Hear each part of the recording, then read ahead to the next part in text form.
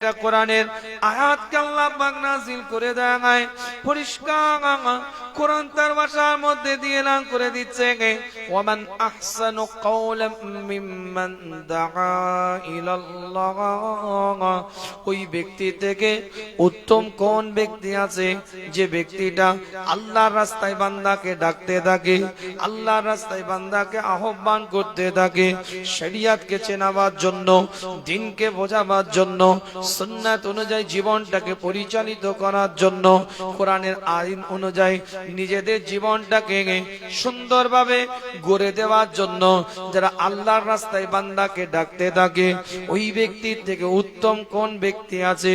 দ্বিতীয় পর্যায়ে আয়াতের মধ্যে আমার আল্লাহ, আমার মাওলা, আমার পরওয়ারদিগার বেনিয়াজ এলান করে দেখায় আল্লাহ পাকের দরবারে ওই ব্যক্তিটাও আল্লাহ পাক কবুল করে নেন।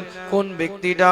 যে ব্যক্তিটা নিজেকে বলে নিশ্চয়ই আমি আত্মসমর্পণকারী ব্যক্তিদের মধ্যে থেকে একজন। এই ব্যক্তিগুলোর মধ্যে উত্তম কোন ব্যক্তি আছে? অর্থাৎ ওই ব্যক্তিগুলোই উত্তম যে ব্যক্তি আল্লাহর রাস্তায় বান্দাকে ডাকে, আহ্বান করতে থাকে এবং নিজেকে আত্মসমর্পণকারী ব্যক্তিদের মধ্যে থেকে মনে করে।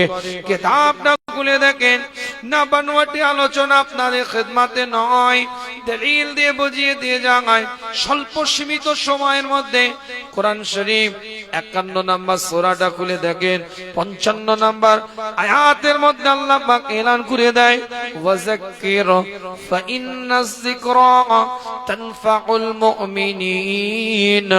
আল্লাহ কোরআন দিয়ে জানিয়ে দেয়, রাসূলুল্লাহ আপনি উপদেশটা দিতে থাকেন, আপনি এলান করতে থাকেন, আপনি মেসেজটা ড্রপ করতে থাকেন, আপনি বলতে থাকেন, আপনি জানিয়ে দিতে থাকেন। ওয়াযাক্কির, আপনি উপদেশটা দিন, আপনি এলান করে দিন। ফাইন্নাজ যিকরা তানফাউল মুমিনিন। আল্লাহ কোরআন দিয়ে জানিয়ে দিচ্ছে এই উপদেশটা মুমিনদের জন্য উপকারে চলে আসবে। এই জায়গাটা উপদেশ নেওয়ার জায়গা, দ্বীনকে চেনার জায়গা, ইসলামকে বোঝার জায়গা, শরিয়তের আইনকে নিয়ে জীবনটাকে পরিচালিত করার জায়গা। যারা এখানে বসবে উপদেশটাকে যদি নিতে পারে, আমার আল্লাহ এক একটা বান্দাকে আলা মাকাম দান করে দিবে। জোরে বলবেন না? আর একটু চিৎকার দিয়ে বলা যাবে না? আর একটু আওয়াজ দিয়ে বলা যাবে না? কিতাবটা খুলে দেখেন, এই দুটো আয়াতকে সামনে রেখে ব্যাখ্যার দিকে এগিয়ে যাব। কোরআন শরীফের সূরাতুল ফুসিলাতের 33 নম্বর আয়াত এবং 51 নম্বর সূরা 55 নম্বর আয়াতের এই দুটো আয়াতকে সামনে রেখে টুকটুক করে একটু আলোচনাটাকে একটু আগিয়ে নিয়ে যাব। কিতাবটা খুলে দেখেন, হযরত ওমর ইবনে খাত্তাব রাদিয়াল্লাহু তাআলা আনহু উপদেশটা দিচ্ছে সন্তানকে, কু আনফুসাকুম ওয়া আহলিকুম নারা। উপদেশটা দিচ্ছে সন্তানকে, পরিবারের সামনে কোরআনের আয়াতগুলোকে তেলাওয়াত করছে, পরিবারের সামনে হাদিসগুলোকে সুন্দরভাবে রিওয়ায়াত করছে। কিতাবটা খুলে দেখেন, আল্লাহ নবী মুহাম্মদুর রাসূলুল্লাহ সাল্লাল্লাহু আলাইহি ওয়াসাল্লামের সাহাবা উমর ইবনে খাত্তাব রাদিয়াল্লাহু তাআলা আনহু আওয়াজ দিয়ে নিজ সন্তানের দিকে লক্ষ্য করে বলতে থাকে, আমি রাসূলুল্লাহর হাদিস বলছি, আমি সরকারে কায়নাতের হাদিসটা বলছি, আমি মদিনার দুলালের হাদিস বলছি, আমি ইমামুল মুরসালিনের হাদিসটা বলছি, আমি নবী মুহাম্মদুর রাসূলুল্লাহ সাল্লাল্লাহু আলাইহি ওয়াসাল্লামের হাদিসটা ডিক্লেয়ার করছি, জানাচ্ছি, মেসেজটা দিচ্ছি। আর তুমি অন্য মনস্ক করছো, তুমি এলোমেলো করছো, তুমি আগারমাগার করছো, যা ঘর থেকে বেরিয়ে যাও। উলাঙ্গা তলোয়ারটা বের করেছে ওমর ইবনে খাত্তাব রাদিয়াল্লাহু তাআলা আনহু, উলাঙ্গা তলোয়ারটা বের করে নিজ সন্তানকে ঘর ঘর থেকে বের করে দিয়েছে। কিতাবের রিওয়ায়াতের মধ্যে পাওয়া যায় 3 দিন পর্যন্ত ঘরের মধ্যে সন্তানকে ঢুকতে দেয় না, 3 দিন পর্যন্ত ঘরের মধ্যে প্রবেশ করতে দেয় না সন্তান। হযরত আবু বকর সিদ্দিক রাদিয়াল্লাহু তাআলা আনহুর কাছে গিয়ে হাজিরা দিয়েছে, একটু চলেন আপনি আব্বাকে বোঝাবেন, আব্বা আমাকে ঘর থেকে বের করে দিয়েছে, আব্বা আমাকে ঘর থেকে তাড়িয়ে দিয়েছে, 3 দিন আমাকে ঘরের মধ্যে প্রবেশ করতে দেয় না, 3 দিন হয়ে গেল আমাকে ঘরে ভিতরে প্রবেশ করতে দিচ্ছে না, ঘর থেকে আমাকে বের করে দিয়েছে। সিদ্দিক আকবর রাদিয়াল্লাহু তাআলা আনহু বলে, অপরাধটা কি অপরাধ তুমি করেছো, দোষটা তোমার কি? হযরত ওমর ইবনে খাত্তাবের সন্তান বলতে থাকে, রাসূলুল্লাহর হাদিস বলছিল, তাজেদারে হারামের হাদিস বলছিল, মদিনার দুলালের হাদিস বলছিল, আমি রাসূলুল্লাহর হাদিসটাকে শ্রবণ করছিলাম, আমি মুস্তাফা হাদিসটাকে শ্রবণ করছিলাম, কিন্তু আব্বার মনে হয়েছে যতটা অ্যাক্টিভ থাকার দরকার, যতটা সক্রিয় থাকার দরকার, যতটা মনোযোগী থাকার দরকার, ততটা মনোযোগ আমার মধ্যে ছিল না। তাই উলাঙ্গা তলোয়ারটা বের করে ঘর থেকে আলাদা করে বের করে দিয়েছে, ঘর থেকে তাড়িয়ে দিয়েছে। হযরত আবু বকর সিদ্দিক রাদিয়াল্লাহু তাআলা তৎকালীন যুগে তিনি একটা খলিফাতুল মুসলিমিন, আমিরুল মুমিনিন, সাম্রাজ্য পরিচালনা করে। রাসূলুল্লাহ সাল্লাল্লাহু আলাইহি ওয়াসাল্লামের ইন্তেকালের পরে 2.5 বছর রাজত্ব পরিচালনা করেছিলেন, সাম্রাজ্য পরিচালনা করেছিলেন। যে শাসনটাকে বলা হয় খেলাফতের শাসন, সেই শাসন ব্যবস্থায় হযরত আবু বকর রাষ্ট্রনায়ক, রাষ্ট্রপ্রধান হযরত ওমর ইবনে খাত্তাবের কাছে গিয়ে বলে, বাচ্চা ছেলে ভুল করে ফেলেছে, ক্ষমা করে দাও। বাচ্চা ছেলে ভুল করে ফেলেছে, অপরাধ করে ফেলেছে, উমার একটু নিয়ে নাও, উমার একটু তাকে ক্ষমা করে দাও, উমার একটু তাকে তুমি ছেড়ে দাও। এইভাবে বোঝাতে থাকে। ওমর ইবনে খাত্তাব হযরত আবু বকর সিদ্দিক রাদিয়াল্লাহু তাআলা এর দিকে লক্ষ্য করে বলে, ভাই আবু বকর, রাসূলুল্লাহর হাদিস বলছিলাম, আমার মনে হয়েছে যতটা মনোযোগ দিয়ে শোনার দরকার ততটা মনোযোগ দিয়ে আমার সন্তান শোনে না, অ্যাক্টিভনেসের অভাব ছিল, সক্রিয়তা বোধের অভাব ছিল। তাই আমি ঘর থেকে উলাঙ্গা তলোয়ার বের করে তাকে বের করে দিয়েছি। আজকে তুমি আমাকে বোঝাতে এসেছো। ওমর হযরত আবু বকর সিদ্দিক রাদিয়াল্লাহু তাআলা এর দিকে লক্ষ্য করে বলে, আবু বকর, তুমি যদি আমার জায়গায় থাকতে তুমি তাহলে কি করতে? হযরত আবু বকরের চোখ দিয়ে পানির টোসা অঝন্নানে রোনা জারি করতে থাকে, চোখ দিয়ে পানির টোসাটা গড়িয়ে যেতে থাকে। ওমর ইবনে খাত্তাবের দিকে লক্ষ্য করে বলে, ওমর, আমি তো তোমাকে বোঝাতে এসেছিলাম, ওমর, আমি তো তোমাকে বোঝাতে এসেছিলাম, কিন্তু তুমি আমাকে বড় প্রশ্নের সামনে দাঁড় করিয়ে দিলে। আজ যদি তোমার জায়গায় আমি থাকতাম, আমার সন্তানকে হাদিস বলছিলাম, আমার যদি মনে হতো রাসূলুল্লাহ হাদিস বলার সময় সন্তান অন্যমনস্ক অবস্থায় আছে, এটা যদি আমার মনে হতো, তুমি তো উলাঙ্গার তলোয়ারটা শুধু বের করেছিলে, আমি আবু বকর তোমার জায়গায় থাকলে ওই উলাঙ্গার তলোয়ারটা দিয়ে ধর থেকে গর্দানটাকে আলাদা করে দিতাম।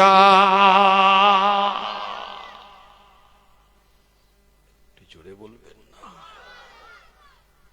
রাসূলুল্লাহর হাদিস বলছি, অন্যমনস্ক আগারমাগার। আজ সমাজের বুকে বহু যুবক ছেলে এখানে কোরআনের কথা চলছে, রাস্তায় পাবজি খেলছে, ফ্রি ফায়ার নিয়ে ব্যস্ত আছে মাচায়, ড্রিম 11 নিয়ে ব্যস্ত আছে মাচায়। বহু যুবক ছেলে গুগলে সার্চ দিয়ে ডাউনলোড করেছে সফটওয়্যার, ক্যারাম বোর্ড, লুডু, পিকটু, তাস, দাবা, গোটা পৃথিবী ব্যাপী জুয়া চলছে। আজ এখানে কোরআনের কথা, আজ এখানে শরিয়তের কথা, আজ এখানে দ্বীনের কথা, আজ এখানে ইসলামের কথা, আজ এখানে সুন্নাতের কথা। আজ বহু যুবক ছেলে আড্ডা মেরে বেড়াচ্ছে, ঠিক অ্যালার্ম টোনের মতন তাদের সিগন্যাল আছে, ইয়া নবী সালামু আলাইকায় দাঁড়াবে, টুকটুক করে সে কাতার দিবে, মোনাজাতটাও ঠিক করে করে না, প্যাকেটটা নিয়ে গিয়ে কখন গালে দিবে।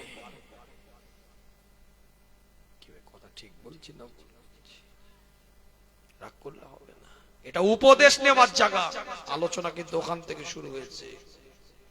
উপদেশ দেওয়ার জায়গা, উপদেশ নেওয়ার জায়গা। যিনি এখানে বসবেন তিনি উপদেশ দিবেন, যিনি ওখানে বসবেন তিনি উপদেশ গ্রহণ করবেন। কিন্তু আমালি জিন্দেগি দুজনের জন্য কিন্তু সমান। কথাটা কি বোঝাতে পারলাম না? ভুল বুঝে নিলেন না? যিনি উপদেশ দিচ্ছে তিনিও উপদেশটা নেওয়ার তারও দায়িত্ব, দিচ্ছে বলে তিনি পালন করবে না, বিষয় এটা নয়। যিনি দিচ্ছেন তিনিও পালন করবে, যিনি নিচ্ছেন উপদেশ শুনছেন সামিঈন হযরত, শ্রবণকারী শ্রোতা বৃন্দ, তিনি শোনার পরে তিনি জীবন তৈরি করবেন। যিনি দিচ্ছেন তিনি বলার পরে তিনি জীবন তৈরি করবেন। যিনি বলছেন তার দায়িত্ব আরো বেশি, উপদেশ তার আরো দায়িত্ব বেশি। সে আগে আমল না করলে বলতে পারে না। হাদিস বলছি, শুনেন, বুখারীর রিওয়ায়াত। আল্লাহ নবী মুহাম্মদুর রাসূলুল্লাহ সাল্লাল্লাহু আলাইহি ওয়াসাল্লামের বারগায়ে একজন সাহাবা একরাম হুজুর এসে বলে, ইয়া রাসূলুল্লাহ, ইয়া হাবিবাল্লাহ, হুজুর আমার সন্তানটা খুব মিষ্টি খায়, আপনি একটু নিষেধ করেন, আপনি একটু নিষেধ করেন সে যেন মিষ্টিটা কম খায়। হুজুর অত অর্থ না নাই যে আমি তাকে মিষ্টি বেশি বেশি করে কিনে দেব, সে মিষ্টিটা খাবে, এই এত অর্থ আমি ব্যয় করতে পারবো না। হুজুর আপনি একটু নিষেধ করেন। আল্লাহ নবী মুহাম্মদুর রাসূলুল্লাহ সাল্লাল্লাহু আলাইহি ওয়াসাল্লাম সন্তানটা গায়ে মাথায় হাত বুলিয়ে তাকে পিতার সাথে চলে যেতে বললেন, এক সপ্তাহ পরে আসতে বললেন। আল্লাহ নবী মুহাম্মদুর রাসূলুল্লাহ সাল্লাল্লাহু আলাইহি ওয়াসাল্লামের বারগায়ে এক সপ্তাহ পরে ওই সন্তানকে নিয়ে সাহাবা একরাম হুজুর এসেছে। আল্লাহ রাসূল এলান করে দিলেন, হুজুর জানিয়ে দিচ্ছে আমার রাসূলের সাহাবাত এলান সন্তানের দিকে তাকিয়ে হুজুর এলান করে দিচ্ছে, এই তুমি মিষ্টিটা খাবে না কেন? মিষ্টি কি তোমার বাপে অর্থ না হয় কিনার? আল্লাহ নবী মুহাম্মদুর রাসূলুল্লাহ সাল্লাল্লাহু আলাইহি ওয়াসাল্লামের সাহাবা হুজুরের দিকে লক্ষ্য করে বলে, হুজুর বিয়াদবি ক্ষমা করবেন, এই কথাটা তো হুজুর আপনি এক সপ্তাহ আগেই বলতে পারতেন। যখন আপনাকে প্রথম দিন বলেছিলাম, আপনি এক সপ্তাহ পরে কেন আবার ডেকে বললেন? রাসূলুল্লাহ সাল্লাল্লাহু আলাইহি ওয়াসাল্লাম বললেন, আমি নিজে মিষ্টি খেতে খুবই পছন্দ করতাম, আমি এক সপ্তাহ ধরে ওটাকে কন্ট্রোল করেছি, কমিয়েছি, তারপরে তোমার সন্তানকে আমি নসিহত করলাম। এটা দ্বীন, এটা ইসলাম, এটা শরিয়াত। আমার কথাটা কিছু বুঝতে পারছেন না? বুঝতে ইউটিউবের বক্তার বক্তৃতা শুনে আমার মতো রেডিমেড প্যাকেজিং বক্তা হাদিস চালিয়ে দিয়ে বেরিয়ে চলে গেল। কিছু মনে করবেন না, বাস্তব কথাগুলো বলে যাচ্ছি। গুগলে সার্চ করে আপলোডিং সফটওয়্যার আছে, সফটওয়্যারে সার্চ করে হাদিস এসে গেল, কোরআন এসে গেল, পৃষ্ঠা নাম্বার পেয়ে গেল, এবারাত নাম্বার হাদিসের পেয়ে গেল, কোন কিতাবে কত নম্বর অধ্যায়, কত নম্বর হাদিস সব পেয়ে গেল। বক্তা একদম ঠোঁটস্থ কণ্ঠস্থ গলা ভারো কাঁপিয়ে দিয়ে বেরিয়ে চলে গেল। নেবে ওই আলু কি তরকারি, জীবনে ওই হাদিসের উপর আমল করে নে, বক্তা আমল করতে বলে দিয়ে চলে গেল। বুঝতে পারছেন না? এই রাত্রির সব ওয়াজ ভালো লাগছে না আপনাদের? অনেক ডিপ আলোচনা করছি। আলোচনা শুরু হয়েছে সূরাতুল ফুসসিলাতের 33 নম্বর আয়াতে। ওই ব্যক্তি উত্তম যে মানুষকে আল্লাহর রাস্তায় আহ্বান করে। কোরআন বলছে সূরা 51 নম্বর সূরার 55 নম্বর আয়াতে, ওখান থেকে দলিল চলছে। আল্লাহর রাসূল এলান করে দিলেন, মুমিনদের জন্য উপদেশ একটা উপকারে আসবে। কিন্তু এই উপদেশটা উপকারে আসছে না কেন? আলোচনা এই জায়গাটায়। কিতাবটা খুলে দেখেন, বানোয়াটি আলোচনা আপনাদের খিদমতে নয়। কাল কিয়ামতের ময়দানে, কাল হাসরের ময়দানে তামাম বিশ্বটা যেদিন তাবাক হয়ে যাবে, ধ্বংস হয়ে যাবে, চূর্ণ বিচূর্ণ যেদিন হয়ে যাবে। আমি বলি না, কোরআন তার ভাষার মধ্যে দিয়ে জানিয়ে দেয়, ইজা জুলজিলাতিল আরদু জিলজালাহা। তাফসীর বলছি, কোন চটি কিতাবের গল্প নয়। আল্লামা জালালউদ্দিন সুয়ুতি বললেন, হুররিকাত লিকিয়ামিন সাআতিন, যেদিন কিয়ামতটা সংগঠিত হবে। আল্লাহ পাক কোরআন দিয়ে জানিয়ে দেয়, ওয়া আখরাজাতিল আরদু আসকালাহা, এই জমিনটাকে আমার আল্লাহ বলবে, জমিন তুই কাই করে দে, বমি করে দে। কি জমিন বমি করে দিবে? কোরআনের এই আয়াতের তাফসীর করতে গিয়ে মুফাসসিরিনরা বলছে, আমওয়াতিহা ওয়া কুনুজিহা, লাশসমূহ খনিজ দ্রব্যসমূহ বার হয়ে আসবে। সেই কঠিন দিনটা দেখে তিন শ্রেণীর মানুষ, রাসূলুল্লাহ সাল্লাল্লাহু আলাইহি ওয়াসাল্লাম বলছে, তিন শ্রেণীর মানুষ আল্লাহর দরবারে আফসোস করতে থাকবে। আল্লাহর দরবারে আফসোস করতে থাকবে তিন শ্রেণীর মানুষ। এক শ্রেণীর মানুষ, যে মানুষগুলো দুনিয়াতে লিডিং দিয়েছে, নেতৃত্ব দিয়েছে, সমাজের বুকে তাদের আন্ডারে বহু মানুষ কর্মরত অবস্থায় ছিল, কর্মব্যস্ততার মধ্যে কাজ করে গিয়েছে। তিনি লিডিং দিয়েছে, তিনি নেতৃত্ব দিয়েছে, তিনি উস্তাগারের দায়িত্ব পালন করে গিয়েছে, ক্যাপ্টেনশিপ করে গিয়েছে, সমাজে লেবার খাটিয়েছে, সমাজে লেবার গুলোর কাছ থেকে মাল নিয়ে বড় ব্যবসাদার তিনি। সাম্রাজ্য আপনার কি বলে মালিকের পরিচয় দিয়ে সুন্দরভাবে লিডিং দিয়ে গিয়েছে, নেতৃত্ব দিয়ে গিয়েছে।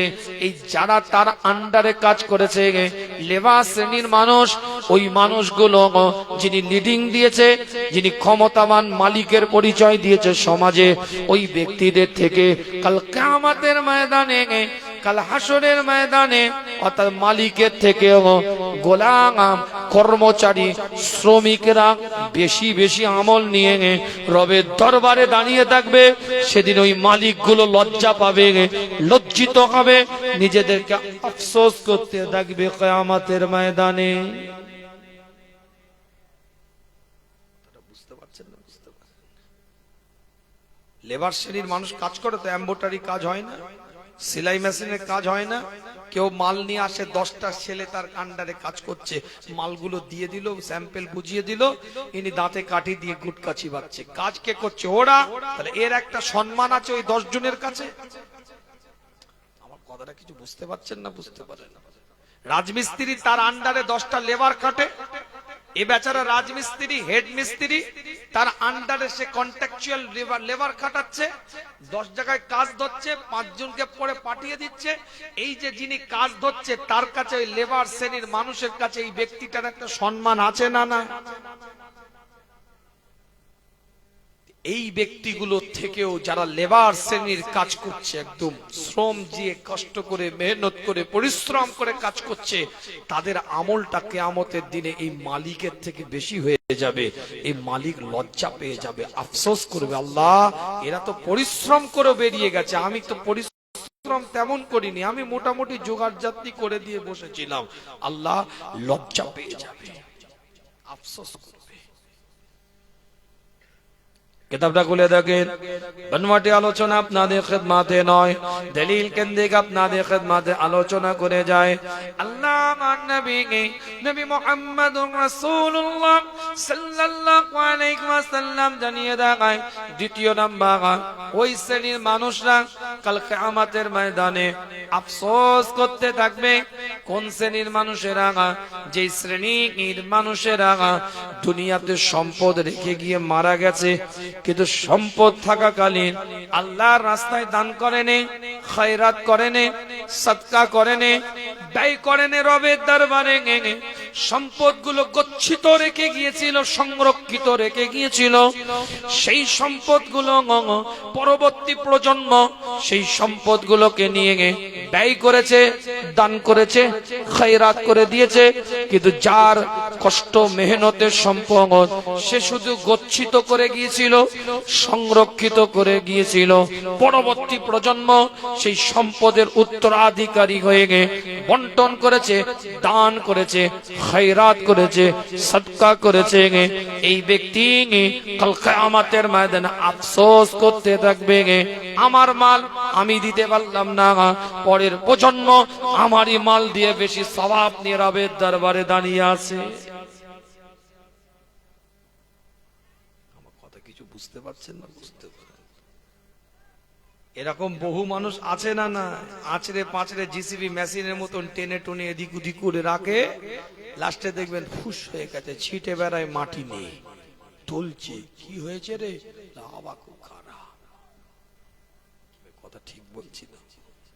পরের প্রজন্মর হাতে অর্থ চলে গেল, ও দান করে দিল মসজিদে, মাদ্রাসায়, মক্তবে। কথা বলে সওয়াব বেশি পেয়ে কিয়ামতের দিনে ফুলিয়ে দাঁড়িয়ে আছে। চিন্তা করে শালাই বেরিয়ে গেল, ওরই সম্পদ মালিকানা হয়ে গেছে আমার বাপের সম্পদ, আমি তো মালিক হয়ে গেলাম। কথা ঠিক না বল? এবার আমি দান করে দিলাম, আমার আব্বার সম্পদের আমি মালিক, আমি দান করে দিলাম। রাসূলুল্লাহ সাল্লাল্লাহু আলাইহি ওয়াসাল্লাম জানিয়ে দেয়, কিতাবটা খুলে দেখেন না, বানোয়াটি আলোচনা আপনাদের খিদমতে নয়, কিতাবের মধ্যে পরিষ্কার করে লেখা আছে আল্লাহর নবী নবী মুহাম্মদুর রাসূলুল্লাহ সাল্লাল্লাহু আলাইহি ওয়াসাল্লাম এলান করে দেয়, কাল কিয়ামতের ময়দানে, কাল হাসরের ময়দানে তৃতীয় নাম্বার ওই ব্যক্তিত্বগুলো আফসোস করতে থাকবে। কিতাবটা খুলে দেখেন, খুব মূল্যবান যে পয়েন্টটা বলার জন্য এই হাদিসটা আমি বললাম, যে পয়েন্টটা তোলার জন্য এই হাদিসটাকে এত অ্যাঙ্গেল দিয়ে আপনাদের খিদমতে নিয়ে আসলাম। রাসূলুল্লাহ সাল্লাল্লাহু আলাইহি ওয়াসাল্লাম জানিয়ে দেয়, ওই ব্যক্তিগুলো আফসোস করতে থাকবে যাদের ইলম ছিল, যারা আলিম, ইলম ছিল যারা আলিম, কিন্তু ইলম থাকার পরেও তারা নিজেদের ইলমের দ্বারা নিজেরা উপকার পায় না। শুধু ইলম ছিল, মানুষের কাছে বাস্তবায়ন করেছে ইলমটাকে, এই ইলমটাকে মানুষ নিয়ে নিজেদেরকে তৈরি করে নিয়েছে, সুন্দরভাবে গুছিয়ে নিয়েছে, কিন্তু যার ইলম, সেই ইলমের দ্বারাই নিজে উপকার পায় নাই, অপর ব্যক্তি উপকার পেয়ে গিয়েছে। কাল কিয়ামতের ময়দানে ওই ব্যক্তির থেকে আমার আল্লাহ পাকের ওই বান্দাগুলো যার কাছ থেকে তারা ইলম নিয়েছে, তার থেকেও যিনি ইলম নিয়েছে তিনি সম্মানীয় ব্যক্তি হিসাবে রবের দরবারে দাঁড়িয়ে থাকবে। এই আলিমটা আফসোস করতে থাকবে যে আমার ইলমে আমি উপকার পেলাম না, কিন্তু আমার ইলমের দ্বারাই এরা উপকার পেয়ে আল্লাহর দরবারে মাকাম পেয়ে গেল।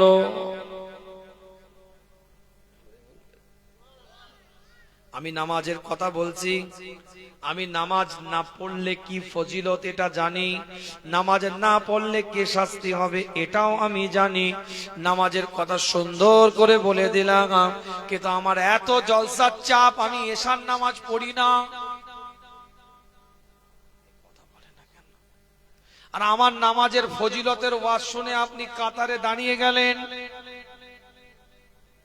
আমার নামাজের ছেড়ে দেওয়া শাস্তির কথা শুনে আপনি নামাজ আর ছাড়লেন না। কিন্তু আমি সুন্দরভাবে হাদিস কোরআনের ইলমের দ্বারাই নামাজের ফজিলতের কথা বললাম, কিন্তু আমি নিজে উপকৃত হতে পারলাম না। নিজে রোজার কথা, ফজিলতের কথা বললাম, কিন্তু নিজে উপকৃত হতে পারলাম না। যাকাতের ফজিলতের কথা বললাম, কিন্তু নিজে ওই ফজিলতের উপরে উপকৃত হতে পারলাম না। কিন্তু আপনি শোনার পরে, আপনি জানার পরে জীবনটাকে সুন্দরভাবে পরিপাটির সাথে আপনি গুছিয়ে নিলেন। মাকাম আল্লাহ পাক আমার ইলমের দ্বারা আপনাকে দান করে দিল, কিন্তু আমি নিজের ইলমে নিজে উপকৃত হতে পারলাম না। কথাটা কিছু বুঝতে পারছেন না? বুঝতে পারেন? এই বান্দাগুলো রবের দরবারে কাল কিয়ামতের ময়দানে, কাল হাসরের ময়দানে আফসোস করতে থাকবে খোদার দরবারে, রবের দরবারে আফসোস করতে থাকবে। না বানোয়াটি আলোচনা আপনাদের খিদমতে নয়, খুব ফাস্ট একটু আলোচনা করছি, বিস্তারিত কথা বলে আপনাদেরকে কষ্ট দেব না। একটা দলিল দিয়ে কথাগুলো বোঝাতে চেয়েছি আপনাদের খিদমতে পরিষ্কার করে। রাসূলুল্লাহ সাল্লাল্লাহু আলাইহি ওয়াসাল্লাম জানিয়ে দেয়, মিশকাতুল মাসাবিটা খুলে দেখেন 2761 নাম্বার পৃষ্ঠা, এটা বুখারী শরীফের মধ্যে আছে। আন আবি হুরায়রা ক্বালা ক্বালা রাসূলুল্লাহ সাল্লাল্লাহু আলাইহি ওয়াসাল্লাম না। আল্লাহ নবী, আল্লাহ রাসূলের সাহাবা হযরত আবু হুরায়রা, যিনি সব থেকে বেশি হাদিস রিওয়ায়াত করেছেন, 5374টা হাদিস রিওয়ায়াত করেছেন, সে হযরত আবু হুরায়রা থেকে হাদিসটা রিওয়ায়াত। ইয়াতি আলান নাসি জামানু লা ইউবালিল মারউ মা আখাযা মিনহু আমিনাল হালালি আম মিনাল হারামি। রাসূলুল্লাহ সাল্লাল্লাহু আলাইহি ওয়াসাল্লাম জানিয়ে দেয়, এমন একটা জামানা আসছে মানুষের সামনে মানুষ বেপরোয়া হয়ে যাবে। এমন একটা জামানা আসছে মানুষের সামনে মানুষ বেপরোয়া হয়ে যাবে, ডিসপ্যারেট হয়ে যাবে, কেউ কাউকে কিছু মনে করবে না, মানুষ বেপরোয়া হয়ে যাবে, আনডিসিপ্লিন হয়ে যাবে। কিতাবটা খুলে দেখেন, আমিনাল হালালি আমিনাল হারামি। রাসূলুল্লাহ সাল্লাল্লাহু আলাইহি ওয়াসাল্লাম জানিয়ে দেয়, আমিনাল হালালি, তাদের হালাল উপার্জন কোনটা, আমিনাল হারামি, কোনটা হারাম উপার্জন এটা তারা দেখবে না, তাদের উপার্জনটাই মূল টার্গেট হয়ে যাবে। হালাল হারাম বাছাই করা তার সময় থাকবে না। সে সময় মনে হয় এখনো আসেনি, কথা বলে না, সে সময় মনে হয় এখনো আসেনি। চাচা এত বড় দাড়ি, মাথায় টুপি, কথা বলে না কেন? 72 পার হয়ে গেছে, এমসিপি পড়ে গেছে, মিটারে কারেন্ট নাই, ফিউজটা উড়ে গেছে। চাচা মসজিদের মুয়াজ্জিনের আগে মসজিদে বসে ফেরেশতা চিন্তা করছে আমার থেকে আগে কেন? 40 বছর পিছনে চলে যাও চাচা, কিছু মনে করবেন না, বাস্তব বলছি। কার্ডিওলজিস্ট ডিপার্টমেন্টের ডাক্তার আনলে ওই ইসিজি করাবে, নিকো করাবে, এনজিওগ্রাম করে দেখবে। গ্যাস্ট্রোলজিস্ট ডিপার্টমেন্টের ডাক্তার আনলে ইউএসজি করবে, ইন্ডোস্কোপি করবে, কোলোনোস্কোপি করবে, একটা পিছন দিক দিয়ে একটা উপর দিয়ে পেটটা দেখবে ক্যামেরা লাগিয়ে কি অবস্থা। অর্থোপেডিক্স ডাক্তারের কাছে আপনি যাবেন, এক্সরে রিপোর্ট করবে। নিউরোলজিস্ট ডাক্তারের কাছে আপনি যাবেন, এমআরআই করবে। ব্রেনের ডাক্তারের কাছে, নার্ভের যে ডাক্তার, সিটি স্ক্যান করতে বলবে। কথা বলে না কেন?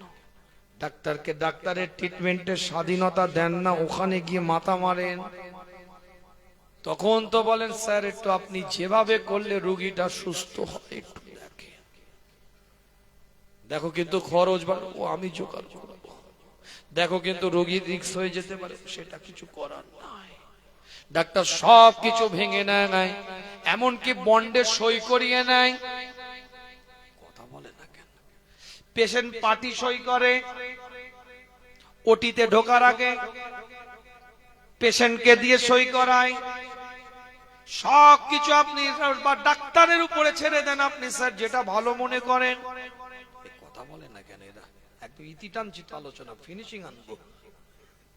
আপনি যেটা ভালো মনে করেন স্যার, তাহলে ওখানে আপনি কার্ডিওলজিস্ট ডাক্তারকে বললেন স্যার আপনি যেটা ভালো মনে করেন, নিউরোলজিস্ট ডাক্তারকে বললেন স্যার আপনি যেটা ভালো মনে করেন, অর্থোপেডিক্স ডাক্তারকে আপনি বললেন স্যার আপনি যেটা ভালো মনে করেন, অনকোলজিস্ট ডিপার্টমেন্টের ডাক্তারকে বললেন স্যার আপনি যেটা ভালো মনে করেন, গ্যাস্ট্রোলজিস্ট ডিপার্টমেন্টের ডাক্তারকে আপনি বললেন স্যার আপনি যেটা ভালো মনে করেন, ডেন্টালের ডাক্তারকে আপনি বললেন স্যার আপনি যেটা ভালো মনে করেন, ইএনটি নাক কান গলার ডাক্তারকে আপনি বললেন, গাইনোকোলজিস্ট মেয়েদের রোগ বিশেষজ্ঞ ডাক্তারকে আপনি বললেন স্যার আপনি যেটা ভালো মনে করেন। তাহলে সব ডিপার্টমেন্টের ডাক্তারকে আপনি বললেন স্যার আপনি যেটা ভালো মনে করেন সেটাই ডিসিশন নেন। আমি শরিয়াতের ডাক্তার, আমি যখন আপনার রোগটা ধরছি, আপনার মুখটা আলু ভর্তা মার্কা হয়ে বেগুন পোড়া হয়ে যাচ্ছে কেন? এখানেও তো বলার দরকার হুজুর আপনি যেটা ভালো মনে করেন সেভাবে আপনি ডেলিভারি দেন। কথা বলে না এরা, কথা ঠিক বলছি না? তাহলে মাচাই যে আলোচনা করে বলেন কেন? এটা তো বলা উচিত ছিল, এইভাবে কেন বলতে গেলে? এই কথা বলে না, এইভাবে বলার তো অনেক সিস্টেম ছিল। যখন গায়ে লেগে গেছে, পুরো একদম গায়ে যখন পুরো মহলমটা লেগেছে, চিরচিরনি ভাব একদম জ্বলে উঠেছে, চাচা লাফ মেরে উঠেছে। দাওয়াত করলি হুজুরকে, সব ঠিক আছে হুজুরে, ব্যবহার আচার সব ঠিক আছে, ওই কথাটা কেন বলতে গেল বলতো? ও ওখানে মাথা মারছো কেন? আমি বলার ব্যাটসম্যানকে কি করে আউট করতে হয় ওটা আমার দায়িত্ব। আমি ব্যাটসম্যান, বলারকে কি করে বাউন্ডারির বাইরে বলটাকে ফেলতে হয় ওটা আমার দায়িত্ব। কিছু বুঝতে পারছেন না? বুঝতে পারেন না? যত দোষ নন্দ ঘোষ, হুজুর বললেই দোষ। তুমি পথে হাঁকবে, চোখও রাগাবে। 72 বছর বয়স হয়ে গেছে, এখনো পর্যন্ত বোনের হক সম্পত্তি মেরে বসে আছো, বললে দোষ হুজুরে। 70 পার করে দিয়েছো, বছরে বছরে উমরাই যাচ্ছ, এখনো যে ভাইয়ের 2 কাঠা সম্পত্তি ঘটকপুকুর বাজারের উপরে তোমার নামে রেকর্ড, অতিরিক্ত শেয়ারের রেকর্ড করা আছে, ভুলে গেছো? কথা বলে না কেন? অসুবিধা হচ্ছে নাকি? এখন 72 পার হয়ে গেছে, চাচা 2টো লাঠি নিয়ে টোলে টোলে মসজিদে। 40 বছর পিছনে চলে যা, ক্ষমতা ছিল, পাওয়ার ছিল, আধিপত্য ছিল, স্ট্যাটাস ছিল, লোকবল ছিল, জনবল ছিল, একটা দাদার থাবা পিছনে ছিল, সিনা 56 ইঞ্চি করে ঘুরে বেড়াচ্ছিল, ধরাকে সরা মনে করেছে। এখনো কিছু মানুষ আছে, এমন কিছু ব্যক্তিত্ব আছে, এখন ক্ষমতা আছে, পাওয়ার আছে, আধিপত্য আছে, স্ট্যাটাস আছে, লোকবল আছে, জনবল আছে, একটা দাদার থাবা পিছনে আছে, সমাজের বুকে ধরাকে সরা মনে করেছে। 2.5 ফুটের ঢালাই রাস্তা, উনি 1.5 ফুটের চাল বের করবে, কেউ কিছু বলতে পারবে না, কেন ওর হাতে ক্ষমতা আছে, অন্যদিকে নাকি সাইজ করে দিতে পারে। ওই 40 বছরের ছেলেটা যখন বয়সে 70-এ দাঁড়াবে, তখন দেখবে ও দাড়ি বড় করে ফুরফুরা হুজুরের হাতে বায়াত হয়ে মসজিদে জিকির করছে। এই যে অত্যাচার 40 বছরে করেছে, এর ঘানিটা টানবে কে?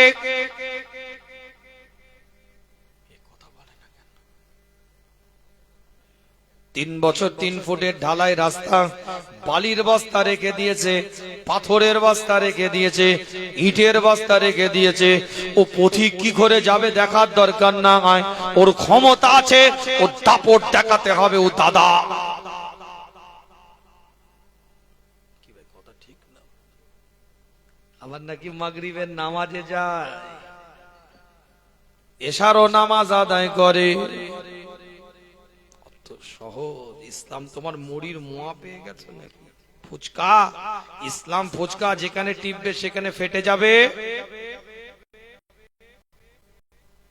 করছেন নাকি আমার কথা?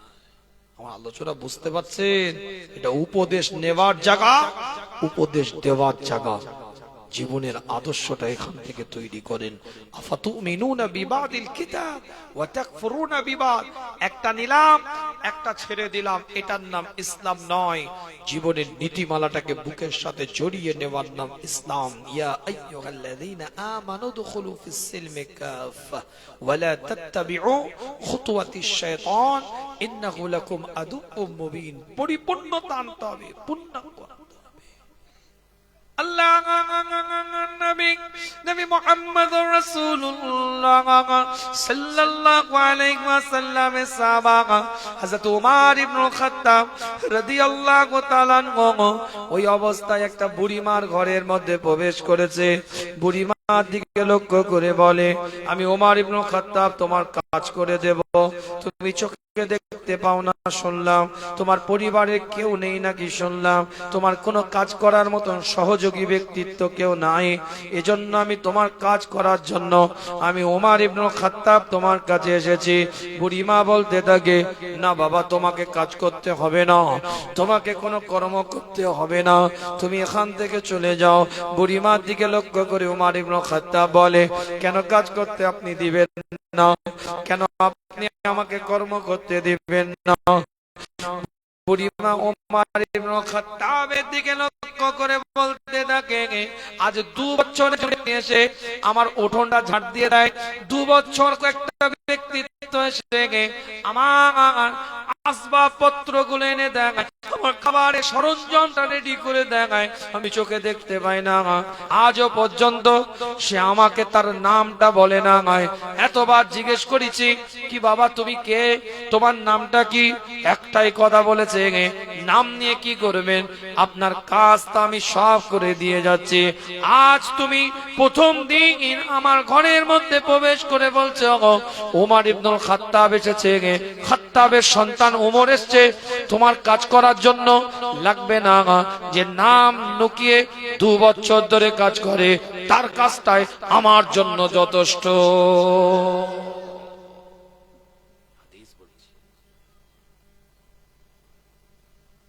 আল্লাহ নবী মুহাম্মদুর রাসূলুল্লাহ সাল্লাল্লাহু আলাইহি ওয়াসাল্লামের সাহাবা উমর ইবনে খাত্তাব রাদিয়াল্লাহু তাআলা আনহু চিন্তা করে, কে ব্যক্তিত্ব একটু দেখতে হবে, কোন মানুষটা এসে কাজ করে দিয়ে যায়, 2 বছর নাম বলে না, সব কর্ম করে দিয়ে যাচ্ছে, একটু আমাকে ফলো করতে হবে। লুকিয়ে লুকিয়ে দেখতে থাকে হযরত আবু বকর সিদ্দিক, তৎকালীন যুগে রাষ্ট্রনায়ক হযরত আবু বকর সিদ্দিক রাদিয়াল্লাহু তাআলা আনহু আমিরুল মুমিনিন টুকটুক করে বুড়িমার ঘরের মধ্যে প্রবেশ করছে।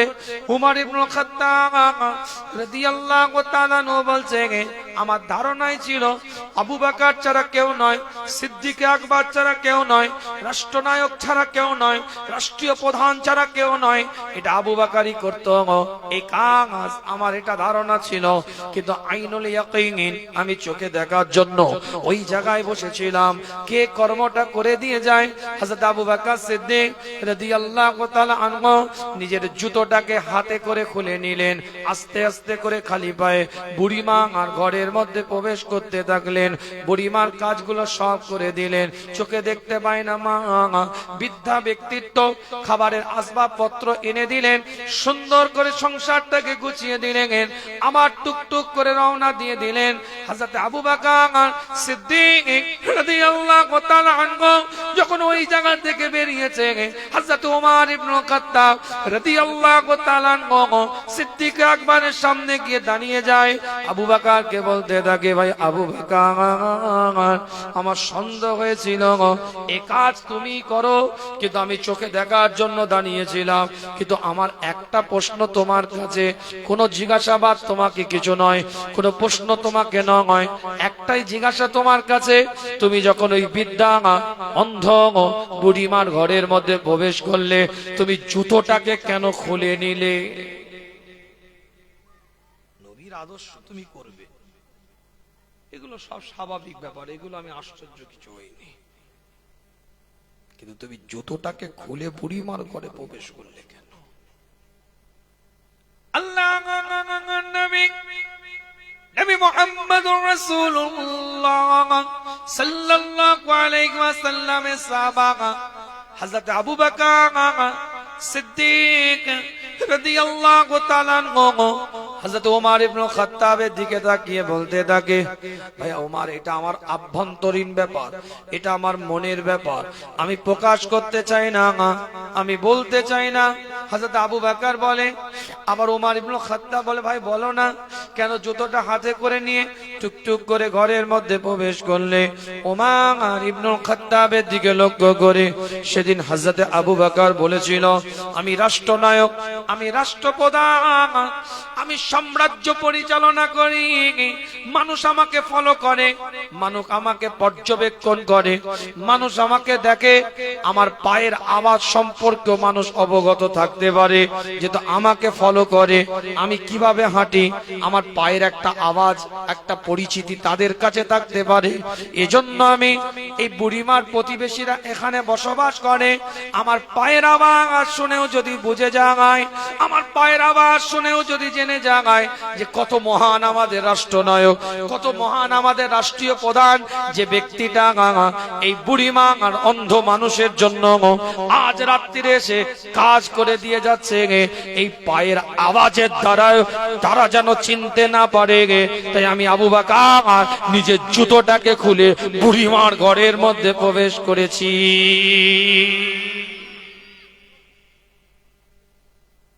আর আমি পীরজাদা একটা নুঙ্গি জাকাতে দিয়ে সেলফি না তুললে মনে হচ্ছে যেন কবুল হয়নি।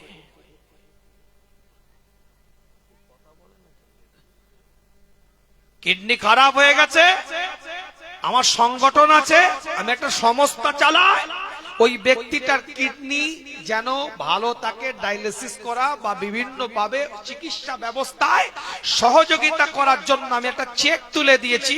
ওটা ফেসবুকে আপলোড না করলে আমার কলজে ভরে না। এই কথা বলেন না কেন? আমি আমারটা বলছি, অন্য কারোরটা বললে আবার গায়ে লেগে যাবে। আমি আমারটা বলছি। দিন চিনেন, ইসলাম বুঝেন, শরিয়াত বুঝেন।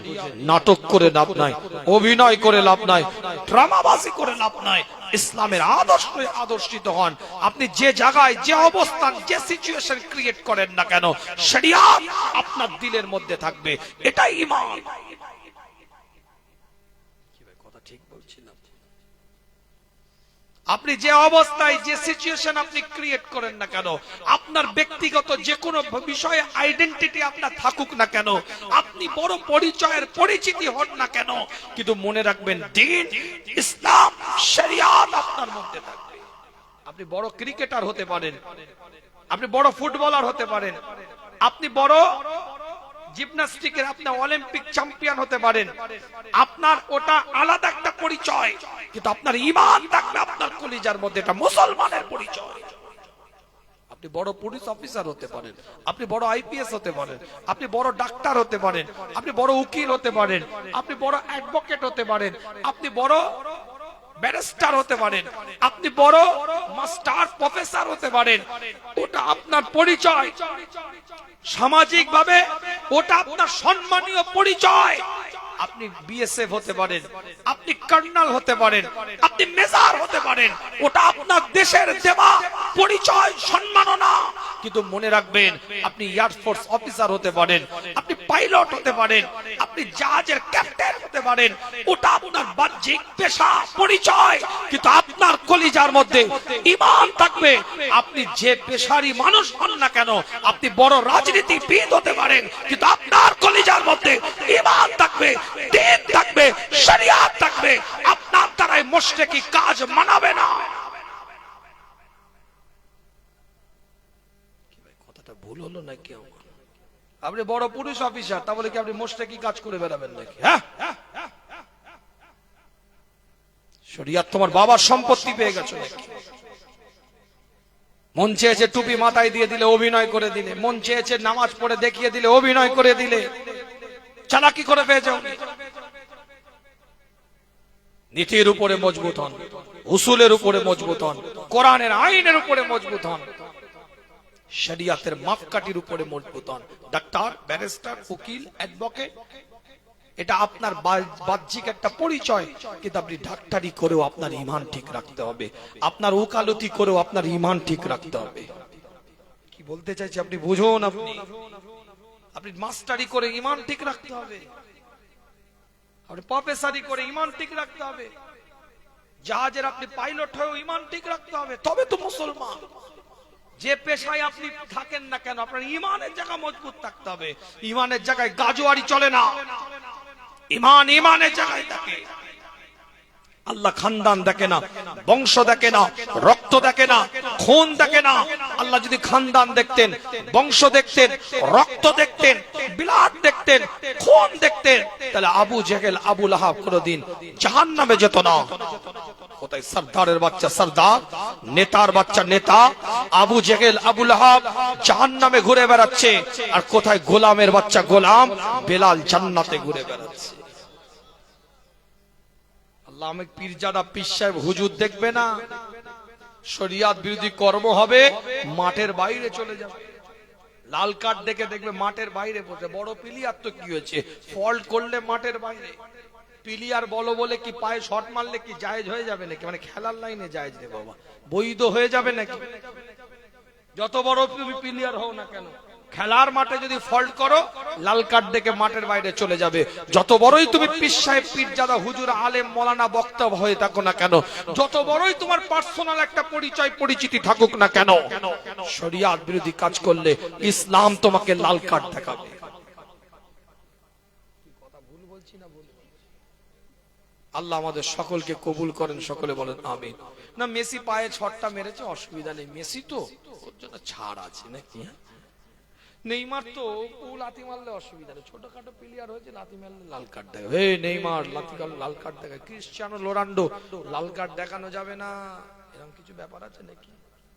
হ্যাঁ, বিরাট কোহলি বলে আউট হবে না, এরকম কিছু ব্যাপার আছে নাকি? কথাগুলো অনেক অ্যাঙ্গেলে বোঝাচ্ছি, এই জন্যই যে যুবক ছেলেরা এখানে আছে, বুঝতে পারবে না। ফার্স্ট আলোচনা বোঝাবার জন্য বললাম।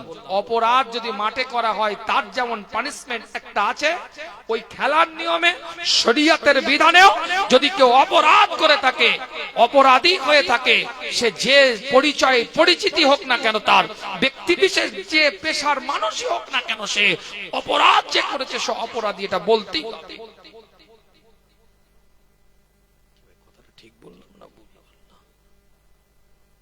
ধাঁচ করে কথা বলবেন না যে হুজুর মনে হয় কাকে বললো, কাউকে নয়, শরিয়ত বললাম, এটা মনে করো। আমি কাউকে বলতে কেন আসিনি, শরিয়ত বলতে কেন এসেছি। 19 থেকে 20 বছর জলসা লাইভ হয়ে গেল, অন রেকর্ড বক্তব্য দিচ্ছি, অন রেকর্ড বক্তব্য দিচ্ছি 10 থেকে 12 বছর। তখন অন রেকর্ড ছিল না, যে যুগে ক্যাসেটের যুগ থেকে ওয়াচ করছি, ফিতেওয়ালা ক্যাসেটের যুগ থেকে ওয়াচ করছি, তারপরে সিডি, তারপরে মেমোরি, তারপরে on record live, YouTube, Facebook. ইনশাআল্লাহ কারোর পক্ষে কোনোদিন কথা বলিনি, কারোর বিপক্ষে কথা বলিনি। হ্যাঁ, শরিয়তের পক্ষে কথা বলেছি, শরিয়তের বিপক্ষে যে ছিল তার বিরুদ্ধে কথা বলেছি। আল্লাহ আমাদের সকলকে কবুল করেন, সকলে বলেন আমিন। এখন কথা বলাও তো বিপদ। এই যে সুন্দর করে এরা যে সাজিয়ে রেখে দিয়েছে, সুন্দর করে সাজিয়ে রেখে দিয়েছে, এই সাজানো ড্রেসিং টেবিলের মতো, কথা বলেন না কেন? মেয়েরা দেখেন না ড্রেসিং টেবিলে সাজিয়ে রাখে, এটা আই শ্যাডো, এটা আইলাইনার, এটা ফেস আপনার ফেসিয়াল, এটা আপনার অমুক, এটা লিপস্টিক, এটা ঠোঁট পালিশ, এটা গাল পালিশ, আরো কত পালিশ, সব পালিশ যেমন সাজিয়ে রাখে, এরা এরকম ড্রেসিং টেবিলের মতো সাজিয়ে রেখেছে। এবার এগুলোকে কাটিং করবে, এর মুখ লাগাবে, ওর এ লাগাবে, ওর মাথা লাগাবে, এর খবরদার। এই করে করে আবার ঝগড়া লাগাবে, মাঝখানে একটা ভাঁড় ফিট করে দিবে মোহাম্মদ আলী, এদিক থেকে তীর চিহ্ন দিয়ে দিবে, ওই দিক থেকে ওনার কল্লা লেগিয়ে ইনাকে দিয়ে লাগাবে, বলে ফেটিয়ে দিয়েছে, চাপকে সোজা করে দিয়েছে। এই কথা বলেন না, আল্লাহ পাক কবুল খবরদার। যা আলোচনা করেছি সেভাবে দিবে, কারোর পক্ষে নয়, কারোর বিপক্ষে নয়, শরিয়তের পক্ষে কথা বলে গেছি। কি ভাই কথা ঠিক বলছি না? আমার কথা রাগ করলেন না কি রে বাবা? আল্লাহ আমাদের সকলকে কবুল করেন। যুবক, জীবন তৈরি করো, ওলি হিসাবে আল্লাহ কবুল করে নেবে। আসেন রাসূলের সামনে দাঁড়িয়ে একটু সালাতুস সালাম পাঠ করে ছোট্ট করে দোয়া করে বিদায় নেব। ইয়া নবী সালাম।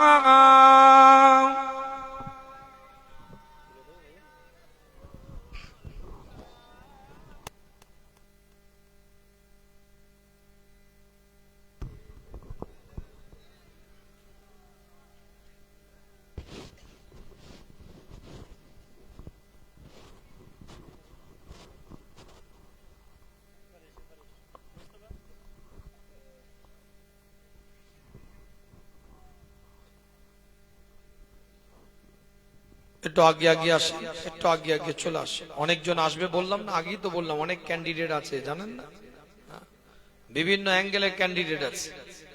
মা বোনেরা আপনারা পর্দা, যে ভিতরে প্যান্ডেল হয়েছে প্যান্ডেলের মধ্যে চলে আসে, বাইরে কেউ থাকবেন না, আগে আগিয়ে যান, আগে আগিয়ে যাবেন, অপরকে জায়গা করে দেন। আপনারা আগে আগে চলে আসেন, আগে আগিয়ে চলে আসেন, চলে আসেন। মাশাআল্লাহ, আর একটু আগিয়ে আসেন, মিডিল থেকে আগিয়ে আসেন, একটু সুযোগ করে দেন। অপরকে সুযোগ করে দেওয়াটা একটা বড় ইবাদত, বড় ইবাদত। সকলে একটু আগিয়ে আসেন। এই ভিতরতে ঢুকো না, গেটের বাইরে কেন? গেটের বাইরে কোনো তাবারুক কেউ দিবে না, গেটের মধ্যে যারা আছে তাদের মধ্যে তাবারুক বিতরণ হবে। গেটের বাইরে কোনো তাবারুক কাউকে দেওয়া হবে না। ভিতরে চলে আসেন, চলে আসেন ভিতরে। रहमतों के ताज वाले दो जहां के राज वाले अर्श की मिगराज वाले आसियों के लाज वाले या नबी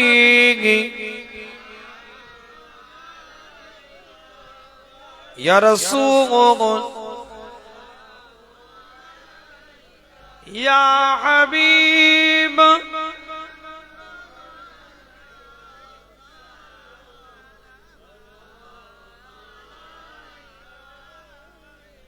अमन नबी अशिलेंगेन मक्काय हमेशा থাকিতেন হেরাই কাঁদিতেন উম্মাতের মায়ায় এখনো কাঁদেন মদিনায় নবী ইয়া রাসূল ইয়া হাবিব সালাওয়াতুল্লাহ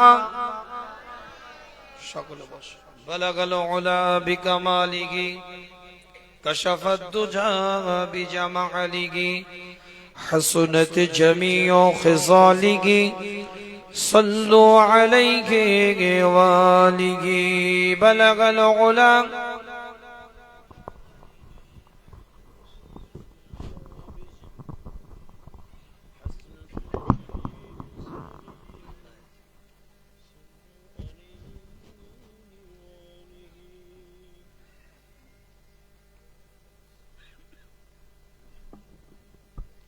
पर्दार आले मा बोनेरा आছেন চারটি জিনিস খেয়াল রাখবেন মা পাঁচ ওয়াক্ত নামাজ পড়বেন রমাদান মাসে রোজা রাখবেন স্বামীর খিদমত করবেন নিজের আবরুটাকে হেফাজত করবেন জান্নাতের 8টা দরজা আল্লাহ খুলে দিবে জোরে বলে আরো জোরে বলে আপনার মা বোন আমার মা বোন ছোট ছোট মেয়েদেরকে চুমা দিবেন কপালে আপনার কন্যার চুমা দিবেন গালে চুমা দিবেন ওটা আপনার মেয়ের কপাল গাল নয় ওটা আল্লাহ বলছেন আমার জান্নাত তোমার ঘরে দিয়েছি ওই জান্নাতকে তুমি চুমা দিচ্ছ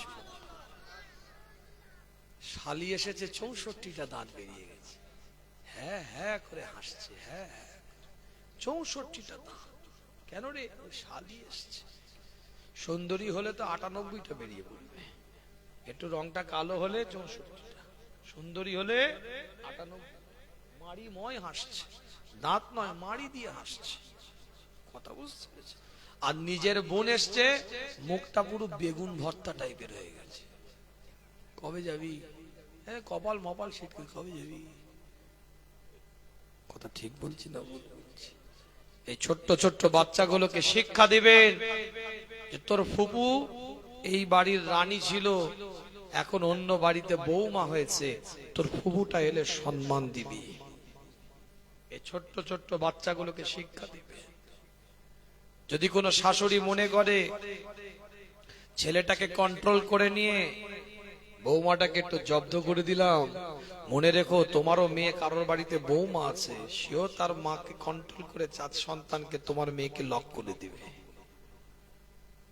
যদি কোনো বৌমা মনে করে স্বামীকে সাইজ করে নিজে গ্রিপে নিয়ে দেয়ালে পিঠটা ঠেকিয়ে দিয়েছি শাশুড়ি মনে রেখো তোমার ঘরে একটা তোমার ভাই আছে তারও একটা স্ত্রী আছে তোমারও মা তার সাথে থাকে তোমার ভাবি তাকে কন্ট্রোল করলে তোমার মায়ের দেওয়ালে পিঠটা ঠেকিয়ে দেবে কথা ঠিক বলছি না ভুল বলছি কি সুন্দর আমাদের সমাজ হ্যাঁ কি সুন্দর বলেন তো জামাই মেয়ের কথা শুনে বলে সোনার টুকরো জামাই এই মোটা মোটা মুরগির মুসাল্লাম করে খাওয়াচ্ছে কেন মেয়ে যা বলে তাই শুনে কে জামাই বলে সোনার টুকরো জামাই পেয়েছি আহ এরম জামাই পাওয়া যাবে না কাজ কি মেয়ে যা বলে তাই শুনে আর নিজের ছেলে যখন বৌমার কথা শুনে বলে ড্যাম না ছেলে একটা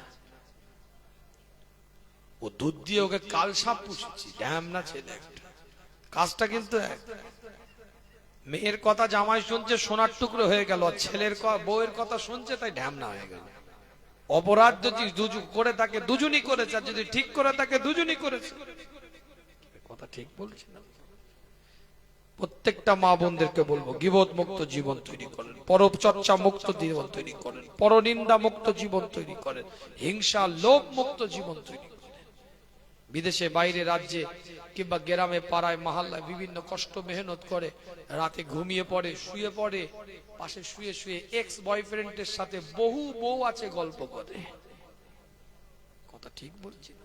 ব্লুটুথ কানে হেডফোন দিয়ে মেসেঞ্জারে চ্যাট করছে, স্বামী লটকে গেছে, কি করবে? আছে না নাই? কথা ঠিক বলছি না ভুল?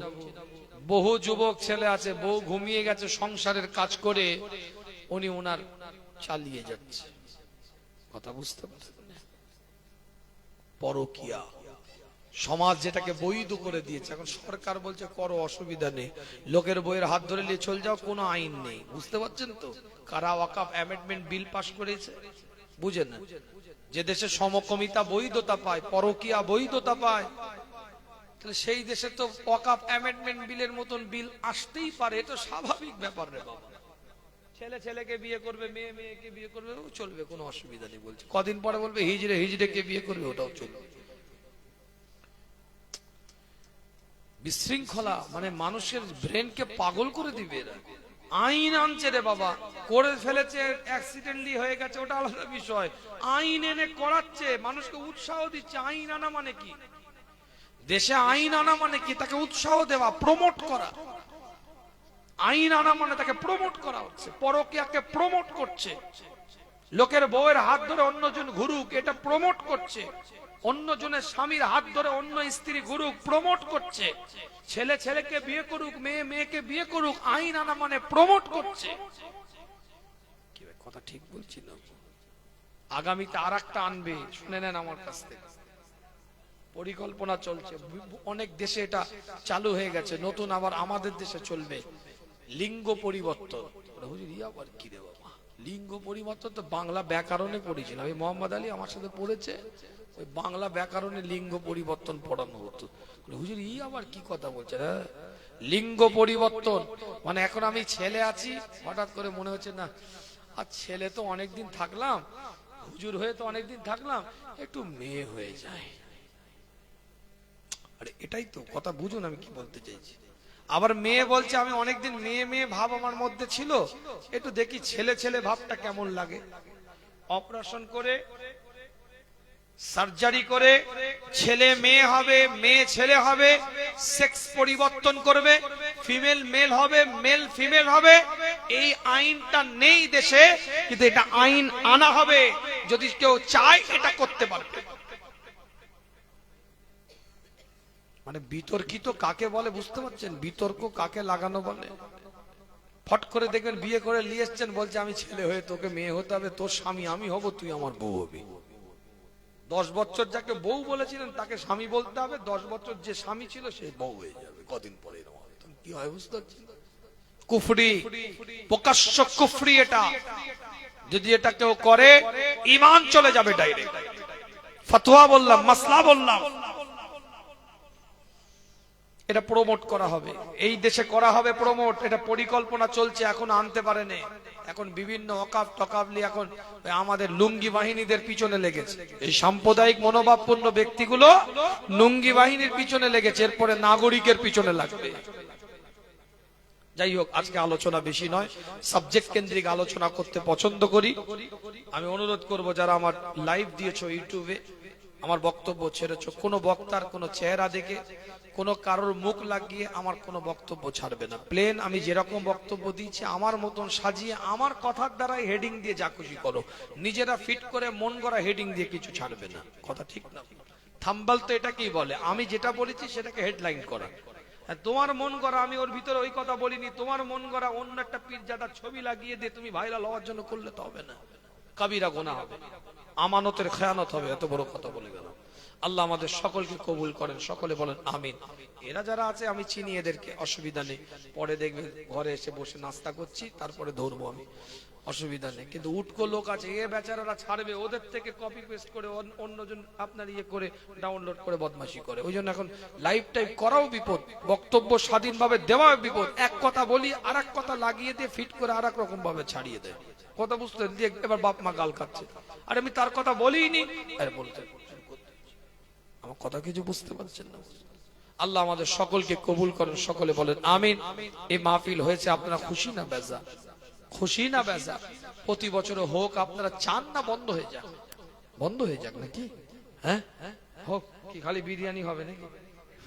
আল্লাহ পাক কবুল করেন। বেচারা খুব ভালোবাসে। আমি প্রথমে জলসায় দাওয়াত করতে গেছিলাম, বাবু হবে না, আমি সে কোন নগর, হুগলি কোন নগর, আমি ওখানে 10টায় নামবো, কি করে যাব? বলে হুজুর 11:30 হলেও হবে, চেষ্টা করতাম। আল্লাহ পাক নিয়ে এসেছে, এত সুন্দর পরিবেশ দেখে মন ভরে গেল। মাইক ভালো, লাইট ভালো, বিরিয়ানি ভালো, এ সুন্দর গুছিয়ে বেচারারা করে।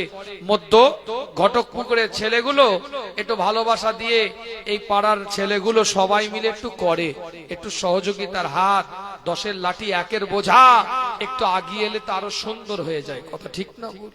একটা মানুষ হাত তুলে বলেন, একদম সংক্ষেপ একটা মানুষ হাত তুলে বলেন, হুজুর এই মাহফিলের জন্য হুজুর আমি 5,000 টাকা দেবো। কেউ আছে? হ্যাঁ বেশি, অঙ্ক বেশি আছে, কিন্তু একজন দিবে এমন তো লোক থাকতেই পারে। একজন দিবেন এমন তো লোক থাকতেই পারে। একজন হাত তুলে বলে।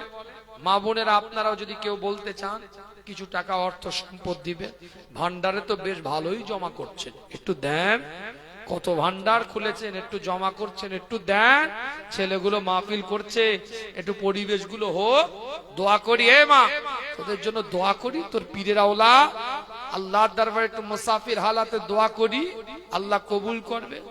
একজন ব্যক্তি দেখে হাত তুলে, একজন মানুষ, অঙ্কটা মোটা বেশি, কিন্তু একটু হাত তুললে পারা যাবে ইনশাআল্লাহ। একজন একটু হাত তুলে বলেন তো যে আমি 5,000 টাকা দেব। একজন, এখনই তো বিরিয়ানি আসবে রে বাবা, এত ছটফটানি কি আছে? আচ্ছা ঠিক আছে, একজন দেখে হাত তুলে বলেন 3,000 টাকা দিবেন। কে আছে দেখে? 3,000। কত টাকা কত দিক দিয়ে চলে যায়, নষ্ট হয়ে যায়, এদিক ওদিক হয়ে যায়, ডাক্তারে নিয়ে নেয়, উকিলে নিয়ে নেয়, ভুল বুঝিয়ে কেস লড়াতে থাকে। ডাক্তার হাত দেখেই বলবে এলএফটি করতে হবে, ক্রিয়েটিনিন করতে হবে, না HbA1cটাও দেখতে হবে। হাজারো টেস্ট দিয়ে দিল, বাত থেকে শুরু করে স্পাইনাল কর্ড থেকে শুরু করে এমন কোন টেস্ট নেই যে তোমার বাকি আছে। আর ইবনে সিনা যখন ট্রিটমেন্ট করতো, দুটো পদ্ধতিতে ট্রিটমেন্ট করতো ইবনে সিনা। প্রথমত যখন পুরুষদের ট্রিটমেন্ট করতো ইবনে সিনা, পুরুষদের শুধুমাত্র পায়ের তলাটা দেখতো, প্রেসক্রিপশন লিখতে শুরু করে দিত। জোরে বলেন না সুবহানাল্লাহ। আর মেয়েদের যখন ট্রিটমেন্ট করত ইবনে সিনা, বিখ্যাত চিকিৎসক, আধুনিক চিকিৎসা জগতের জনক যাকে বলা হয়, তিনি মেয়েদের পর্দার মধ্যে আলাদা জায়গায় পর্দা দিয়ে রাখতেন। একটা দড়ি মেয়েটার হাতে দিয়ে দিতেন, মহিলার হাতে, নিজে একটা দড়ি ধরে থাকতেন, প্রেসক্রিপশন লিখতে শুরু করতেন। নিন্দুকরা নিন্দা করছে, ইবনে সিনা ভণ্ডামি শুরু করেছে। ইবনে সিনা ভণ্ডামি করছে, দড়ি ধরে কি আর চিকিৎসা হয় না? পর্দার ওইদিকে বকরি, ঘোড়া, উট, দুম্বা, এই 4 শ্রেণীর পশুকে রেখে দিয়েছে। দড়ি বেঁধে ইবনে সিনার হাতে ধরিয়ে দিয়েছে। ইবনে সিনা 4টে প্রেসক্রিপশন দিয়েছে, বলে পড়ো। এই ইবনে সিনা পড়ো, প্রেসক্রিপশন করেছো, পড়ো তুমি। ইবনে সিনা পড়ছে, বলে 4টে প্রেসক্রিপশন করেছো, 4টে ঘাসের নাম লিখেছো কেন?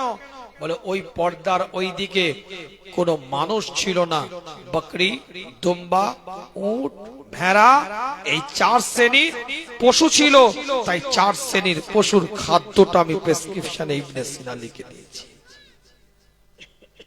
জোরে বলবেন না, একটু জোরে বলবেন না, ম্যাও ম্যাও করছে কেন? জোরে বলে না সুবহানাল্লাহ।